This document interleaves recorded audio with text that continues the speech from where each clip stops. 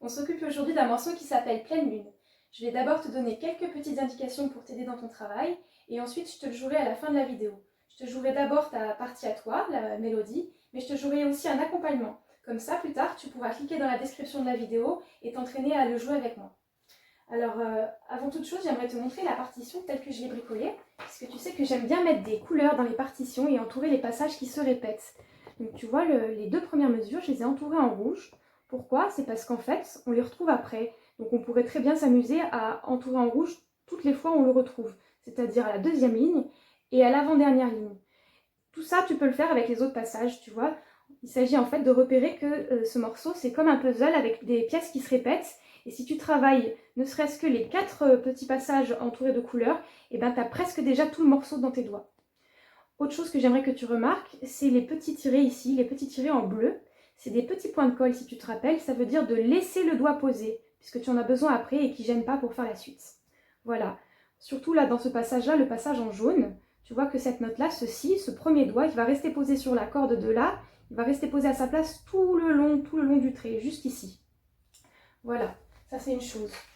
Ensuite, il faut que je te rappelle quand même, quand tu travailleras ce morceau, ne le travaille pas du début à la fin, répète les petits bouts qui sont entourés en couleur, justement c'est pour te permettre de couper ton travail, pour que ce soit plus efficace. Donc tu tac-tac à un petit passage à la fois. Donc par exemple, si on disait qu'on commençait à travailler le morceau, on commencerait à travailler le passage en rouge, on lit d'abord les notes, une fois, ensuite on peut jouer en pisse, pour que la main gauche elle voit bien où elle doit poser ses doigts, et ensuite on demande à la main droite de se rajouter. La main droite, tu vois qu'au niveau de l'archet, on va avoir des liaisons. Les liaisons, c'est ces petites courbes que tu vois sous les notes. Donc là, on a des liaisons par deux. Au début, là, je te joue le passage en rouge. On a mi et fa liés ensemble et sol et la ensemble. Ça fait comme ça.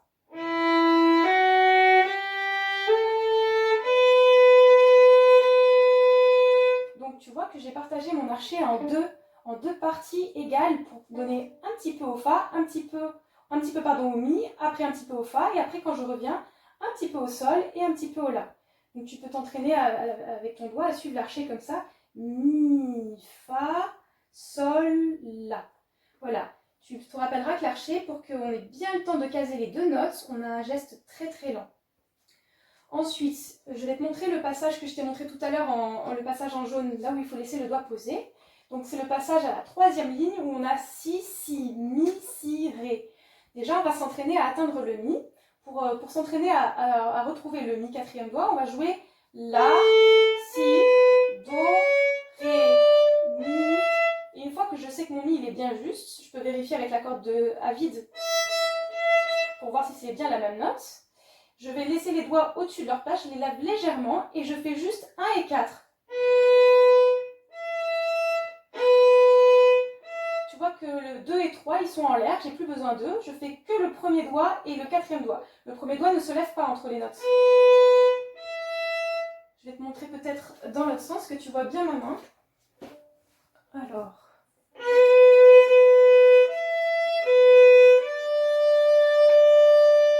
Voilà.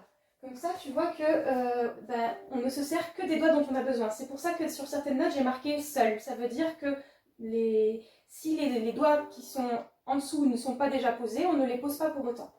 Voilà.